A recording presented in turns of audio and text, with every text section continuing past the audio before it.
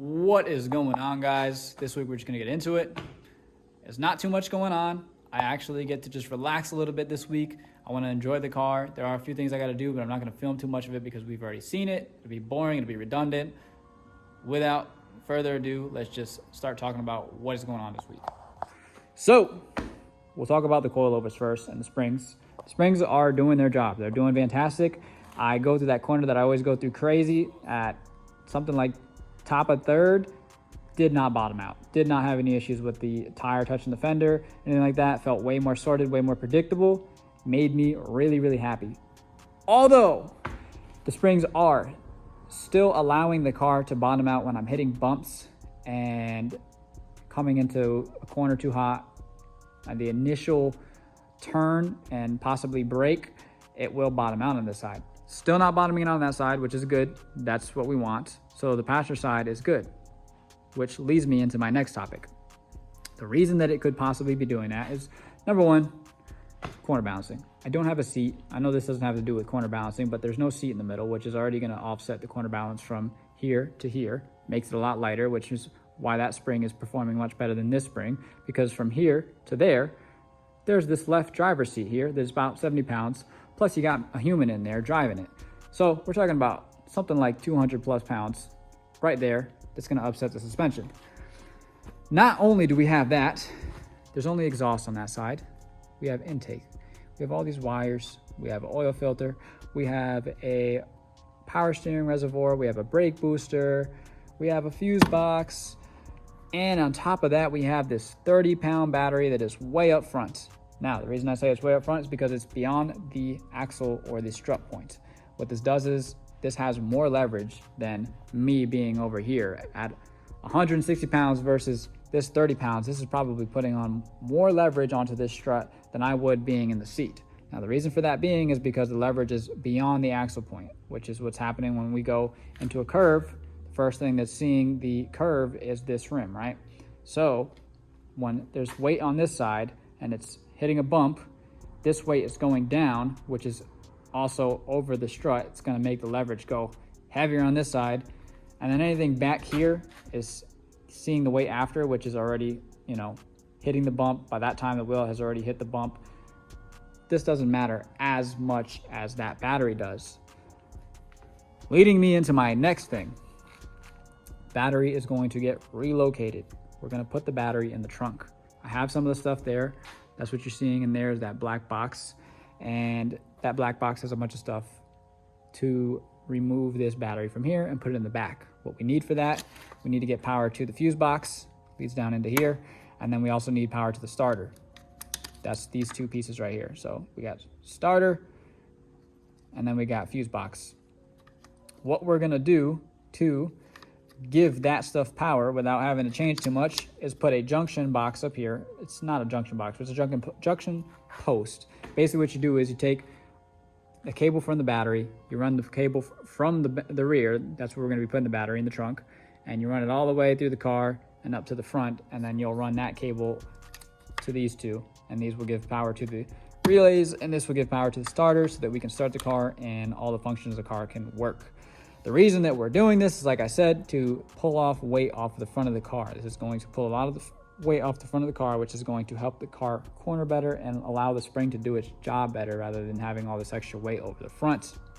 I apologize for all the information. I'm just trying to get everything out and let you guys know. I know it's a long 5 minutes, but that is what's going on.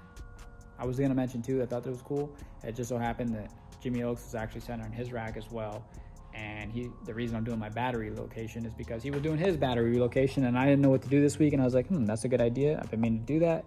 And it's not too expensive to do. So shout out Jimmy Oaks and CT and give me the idea to do my battery location so that number one, we can help my coilover out, and number two, we can get this battery out of this engine bay. The other thing that I have to do, again, not filming this, is like I said, straighten out the rack. I still haven't done that. And then I'm also going to raise the coilovers in the front so that we can have more travel. I know that this is going to help a lot, but I also do want the wheel the car to be higher, not necessarily because of clearance. I actually just like the height of it as well as the clearance and the travel. Those are basically bonuses because I like showing the whole wheel, and it's tucking a little wheel in the front. In the rear, I would like to tuck, but I don't want to lower anymore because the coilovers are already really short. So I'm not going to mess with those. I do at some point want to pull the camber out of this, but for now, we're going to leave it like that. I may or may not, depending on how it grips up and how it drives. I'm going to start cleaning this out. Again, I'm not going to film too much. I'm just going to clean it all out, and then I'll show you guys the engine bay and all the stuff that we got for the battery relocation. And then hopefully we will get some B-roll of this car on the road, and hopefully that's what this week will be focused on. Okay, so let's see what we got here. Oh yeah, I did forget to mention this, and this I may or may not do this week. Let me just mention this really quick. The reason I got this is for the exhaust, to try to get some flex in the exhaust, because I feel like the piece came off again. But now that I've actually been driving it, I'm not sure. I think it actually might be that the actual flange is coming loose from it bottoming out and the heat, and that the bolts are coming loose, and that's why I'm getting rattling. So it actually might not be the welds. The exhaust itself might be fine. It might just need to be tightened and be really tightened. And then once it's driven and it gets hot and it scrapes in the ground, it might just need to keep being tightened, and it just is what it is. Now, yes, I could put this into the downpipe piece. There's just really no spot for me to put it, so I don't think I'm going to do that. So I think that the bolts are still going to keep getting loose. I'm just going to have to keep tightening them. This wasn't meant for that section. I thought it was the part where I welded. So this is actually meant for the section where I welded, and I thought that the welds were failing. But we're going to check that out, and hopefully it's not the welds. Hopefully it is the flange, and all we got to do is tighten it up. So that's what that's for. All the stuff that we got. Now, these were actually really relatively cheap. We'll show that in a second. Oh, I got one right here, actually. Circuit breaker. This is so that if anything shorts, pops it, and then you don't have any issues with any shorts anywhere, burning through wires. It just turns the car off, and all you gotta do is clip that back up, just like I said. So if it pops, it'll do that. You close it back up. You wire this to the power, and then from the power, this goes over to this. So this will come positive post to this, and then from this side, this will go to those are the starter and the fuse relay box. All the stuff that we got. This is just a strap for the battery box. This is a battery box so that the battery is not exposed to metal, doesn't short or jump to anything. It's not that big of a deal. Obviously, this is how it is in there. The stock engine bay, it's got a battery box and it's nothing plastic around it. It's fine. But this is just extra safety. So I will bolt this down, drill some holes, put some rivets into the car so that this isn't going anywhere, and it can sit in here and we don't got to worry about the battery moving all over the place. The other thing here is we have these.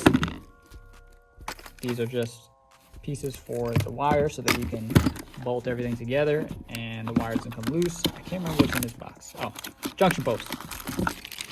So these will go to that. These will be how I get this thing to the starter, and the starter can just literally bolt onto this, and then the power can go onto this one, or it can go onto the same one. It's really not that big of a deal, but this will feed the power to that so that I don't just have a cable going directly to that, even though I could. We'll see. We'll see what I decide. The only thing that I'm waiting on for now is the wire. So I can't do it today because I don't have the wire. The wire hasn't showed up yet. It's supposed to show up technically today because it is 12 o'clock now. But, you know, that won't be until the daytime. This is 12 in the morning. So today it should show up. I'm waiting for the wire, and then I can start getting everything mocked up. I'm not in a rush to do this, so this may or may not get done this week, although I should have the box at least bolted up and have that set up. I don't know how I'm going to get that to stay still in here because this box is much bigger than I thought it was going to be. I'm thinking maybe I will cut a hole here and then put like a slot, and then I can put a bar through here and then bolt it down. But I'm not sure yet. We will get there when we get there. I might even be able to do it inside the box and not have to cut through the box over this way. But once again, we'll get there when we get there. I'm going to get back to work. Like I said, I'm not going to film any of this. I'm just going to do all the stuff, and then I will let you know what's going on. So raising coilovers, I may send the rack. I don't think I'm going to do it tonight. And checking out that exhaust, and I'll let you guys know if it's the exhaust or if it's the actual welds that failed. Let's get into this. All right, y'all, we're going under the car. So, as you can see, it looks like I'm leaking oil from the front of my motor. This could also be the valve cover gasket, because I do know that I need to do the valve cover gasket. I've been lazy. I did want to check my harmonic balancer. This is a new-ish one. This is probably like a year old or so, but I be revving this thing all the time, but it seems fine. It does actually seem dry where it's coming, where I would think it'd be coming from right here. So yeah, it probably is my valve covers, but there's definitely some oil leak in there. It is super slow leak, so I'm not worried about that. I'd be checking my oil, and I haven't had any actual, like, I haven't even had like half a quart come out. Now, this is definitely from the valve cover, but this is also from my AN fitting. So just like I told you guys, this is too loose. It needs to be tighter than that. And that is leaking. And I have been filling it up little by little just to make sure that it doesn't not have oil in the transmission. So that I wasn't sure if it was or not, but now we know for sure that it is. Although this is not leaking, which is an amazing thing. And as you can see, clearances on this are really tight. So I should actually cut this thing off, but I'm not gonna. But the positive side is that this is not leaking at all. The reason I can tell is because there's nothing on the exhaust.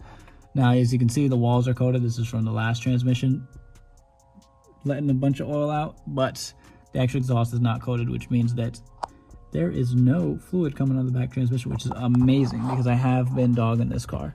Now, this is all good. I don't have any issues with this. I'm trying to figure out what's rattling, and I still can't figure it out because these welds seem fine. I don't see, like, I can't move this at all. Before, I was able to literally slide this out of slot.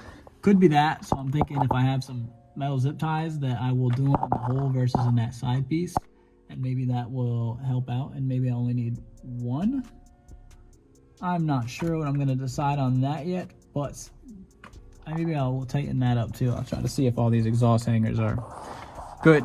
But what I think the actual rattling is, I think this is getting hot over here. Hold on, I'm stuck. I think it's getting hot over here, and I think that this is coming loose, or it's allowing a little bit of slot of place, and then this right here is rattling against these two pieces, and that's what's making our noise. So I'm going to ridiculously tighten these bolts with the Ninja grip, and hopefully that'll fix our problem. Yeah, don't mind those crappy welds. This could also be our issue, but I don't think it is because we haven't had any leaks out of there. These were done a long time ago, and these ones are terrible, but they work. They've been working. I haven't had any issues with that. Now, I'm just trying to see if this stuff is hot. It cooled down enough now. So, yeah. Ideally, I would do this while this was hot so that I could really, really tighten it on there, but I'm not that worried about it. So, I'm going to tighten these down. I think I might order a fitting or a 90 for this so that we can start to try to get this to not do this. I am not exactly mad at this though, because this means that it's working and I'm not having any issues with the transmission. It's happy because this is the spot that I'm really worried about it leaking out of, because if it leaks out of here, it leaks a lot at a time whenever you're revving or on a hill. I can live with that. With that being said, I'm going to get out from under here after I tighten these bolts up, and I will consider doing the rack. So basically, oh no, I didn't go too far. So basically what I'm thinking here is, as we can see, there's definitely some slow leak out of the rack. I haven't seen anything because the fluid hasn't moved at all ever since I did it when I first built the car and put the engine in here. So I'm really, really not worried about it. Ideally, I would take these off and I would center the rack that way, but I am too lazy to do that because those pieces are a pain to put back on and take off. So I think I'm just gonna center it based on what I think it is and go based off of that. Like I said, just do a couple 360s on each side and hopefully it is straight. But I do think that is also what making me feel some of the play out of the rack. Anyways, like I said, I'm not filming too much of this, so I'm gonna get back to work. I haven't adjusted the coilovers yet. I haven't cleaned out the trunk yet. I did show you guys the parts, but then I will clean out the trunk and show you guys where that battery box should go and if it fits. Let me get back to work. Okay, so we got a lot done here. Box fits.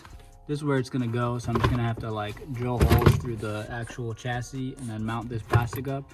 And then I might have to put something under there. As you guys can see also, you can see where this box was for the, basically that just makes it so that there's no vacuum in the cab so that you can actually breathe and your ears don't pop. But this is all rusted out. That's all coming out. Maybe I'll show that in another clip when I pull all this up. I'm probably going to put it through where that hot wire harness is going through right there. There's another hole that I can poke through. That's what's going on with the battery stuff. There is another spot over here It's essentially the same as the other side, and I'm probably gonna put it through here and then go over here. A lot of people don't do this because it's over the hot side, but I'm actually gonna just kind of lay it over the top of the wire harness and go to the top to get to that side. And that's just so that I don't clutter this side anymore. Keeps the weight on that side. It also makes it so I don't have to go through under all of the carpet inside there to get the wire harness, to get the wire on that side. Because if not, then I'm going to go over the tunnel and all that other stuff, which tunnel gets hot as it is. So this is honestly a better spot. We'll get to that when we get to that, if we get to that this week. Other than that, I raised the car. You guys probably aren't going to like the fitment, but I don't mind. I like it. And I think that this will probably lower a little bit more. Now, I know there's gap, but we need space for when we are turning and have full angle and all that good stuff. And when it's under actual compression and weights and driving, it should appear lower because it has downforce going on it. Is it going to be much? Probably not, but I'm really not that worried about it. I really don't care about front fitment too much. Yes, I may lower it a little bit more in the future, but as of right now, I'm going to leave it there. And if it doesn't lower, then I'll lower it and get it like close enough where it's not touching, but it's touching and it doesn't hurt anything. So that's all done. Exhaust, I tightened it more, didn't tighten up much more, but it did take like probably 180 degrees of turn on each side. I think it also might be the zip ties, so I messed with the metal zip ties and changed it to 2 that were in different spots so that they're not rubbing together and they hopefully don't make noise. I kind of want to check the rear, but I'm not going to check the rear zip ties yet. And then I did do this. I stopped being lazy. That looks different, right? Never said airbag before, just had a picture. That's because I swapped out the cluster. So this is the cluster from the white car. Obviously the car doesn't have 171,000 miles. The other one didn't work anyways. It started to kind of work. The other one says 268 and it was going up when it felt like it. The reason I swapped is because these gauges work. On the other car, they did not work. This gauge still works, but it's not lit up. And then this one's lit up as well, so I can see my fuel. So I'm happy about that. That swapped out. Other than that, I think that is all that I did, but that was actually a lot of work. I was actually just talking to my boy about this. Shout out my boy Austin. I did this all off film, so it was much quicker and much easier than if I film it for you guys. And yes, I know you guys want to see things, but there are certain things that just take so much more time when you film them. If I'm doing a week where something is focused on one thing and I have the time to do it, then I'll do it. But weeks like this where you guys saw all that stuff, I'm not gonna be redundant and film the same thing over of me doing time lapse of me raising the coilovers and all that stuff that we saw last week. So that is done now. I'm hoping that that settles a little more, like I said.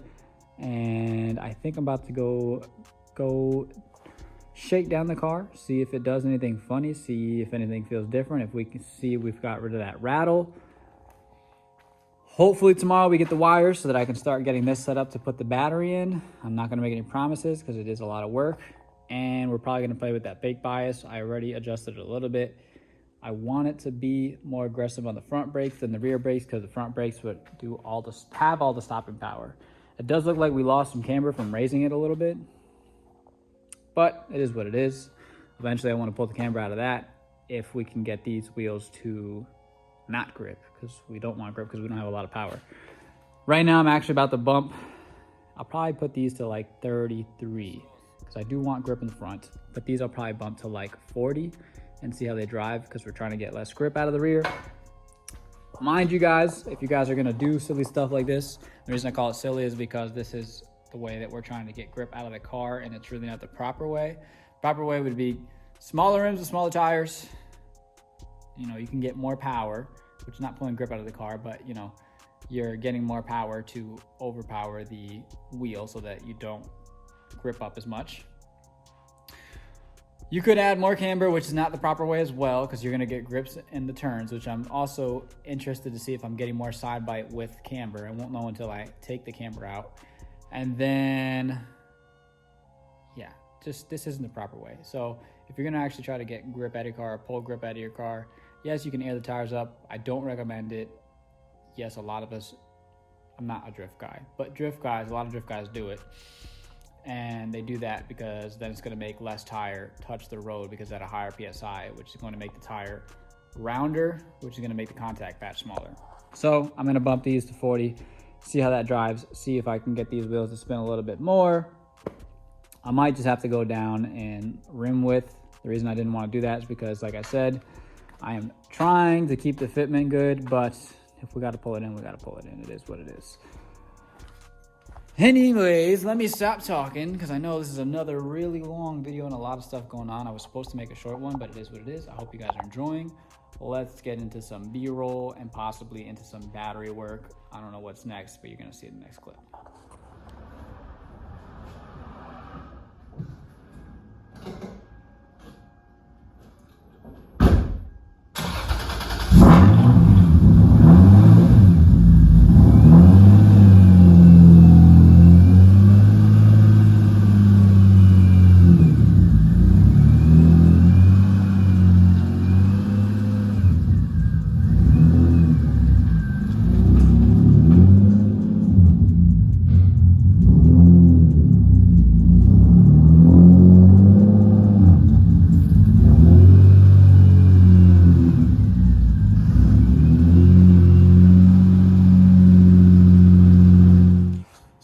Just drove it.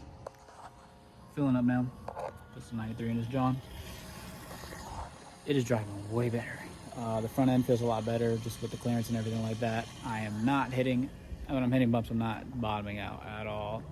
It's sitting right there, which isn't bad. I'm not mad at this. I actually kind of like it.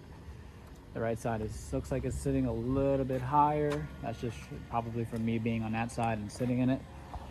The rattling is gone, so I was right. I just need to tighten it up a bit. And then I do have the other rattling, that's the actual pipe inside there that I was talking about drilling a hole through and then putting some welds through it to act as a isolator. I'm filling up now so I can go drive around and shake it down some more, see if that exhaust loosens up a little bit. And yeah, it feels really good. The car feels very predictable. I think it was just bottoming out in the chassis, and that's why I was feeling like it felt a little funky in the front end, but everything feels perfect now. Something else I meant to mention was, for whatever reason, this gauge reads more accurate as far as speedo and RPM than the other one. That's the rattle I was talking about. That's inside the other exhaust. Yeah, I definitely got to drill that out and figure that out. So this RPM tach looks way better. I can see everything, and the gauge is much more accurate, but it is slower, the actual needle. This needle's fine, so yeah, everything's good. This thing actually cleaned up pretty nice. I do not love this car. No, I didn't use the brush on it. What I do is, a little pro tip for y'all, y'all could take the foam brush and just rest it on the top of your car. This is if you don't care about your car. If you care about your car, you can hold it and let it foam out, because it's better soap than the soap that's in the pressure washer. So I let it sit on my car. You can hold it up, but I let it sit on my car and it just foams up on one side, then I flip it, foams up on the other side, flip it, put it on this side, foams with that side. And so get a microfiber and wipe it all down. I think I got out that piece that was the tire mark that was in the hood. So now it looks like we got a clean hood. The paint don't look that bad. I'm actually surprised. It actually is looking real shiny. Let me see if I can swap cams. Yeah. My camera ain't clean, but as you can see, we getting some reflection. You can see some, let's see, you can see me in the reflection. So this paint ain't terrible, but it's old, but I'm happy. Car looks crispy to me for a crappy car. Now I'm gonna go drive it and yeah, be satisfied with this little wash I got. We got a side quest going on. The truck needs some loving, so we're gonna put an exhaust on it because right now it's just cats to open pipe and they're separated. So what I'm thinking is I'm gonna cut these.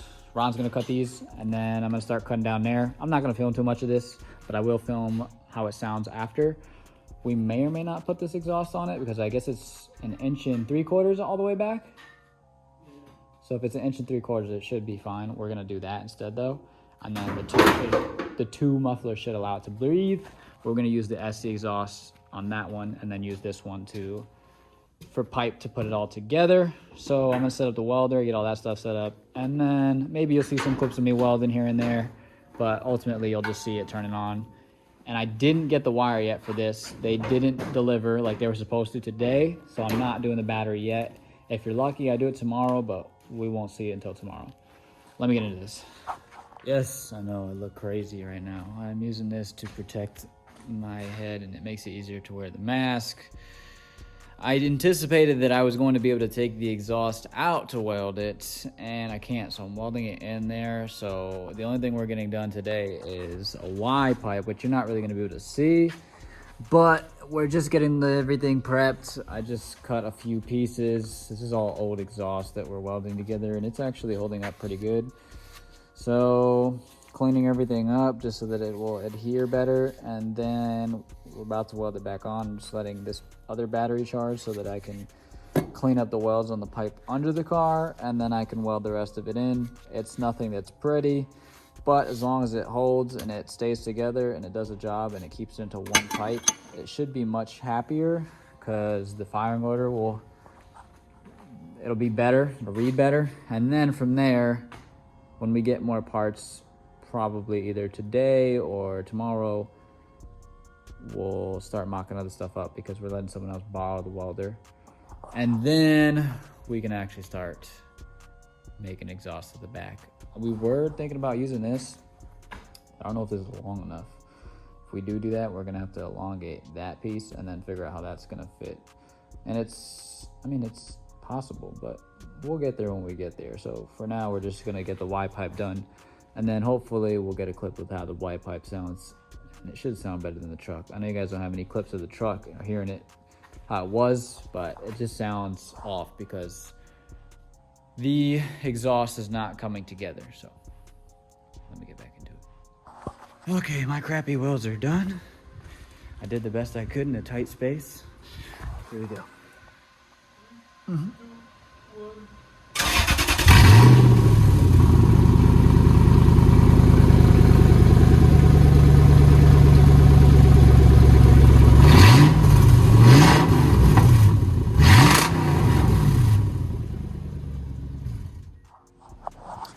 I did get the cable this week. I actually did start it, but I'm going to save all of the footage for next week so that it can all be together in one video, because if not, it's going to be all over the place. This is where I'm at right now. You guys will be following up next week. I know I didn't get any B-roll, or I did, and you're going to see the next clips, but I don't think I did. So I apologize. I'm going to try to get some next week. Hopefully this will be done early this week, and then I can post it all together next week for you guys as the next week. I may do it next week, we'll see, but I'm tired. We got the part of the Tundra exhaust done this week. We raised the car, we got it to drive much better. The 14Ks are amazing. The 10Ks in the rear are amazing. The car is way more dailyable. I haven't had any issues with bottoming out, so I'm satisfied. The exhaust is still rattling, but it's not the actual exhaust anymore. It is the slip pipe inside of, or the exhaust that's in the slip pipe, and I have to figure that out. But I'm thinking, like I said to you guys, I think it was a couple weeks ago, drill a hole through it, weld through those holes, and then go from there. Anyways, without further ado, I am peacing out. I hope you guys enjoyed this week. If you did, like, subscribe, comment, all that good stuff. See y'all next week.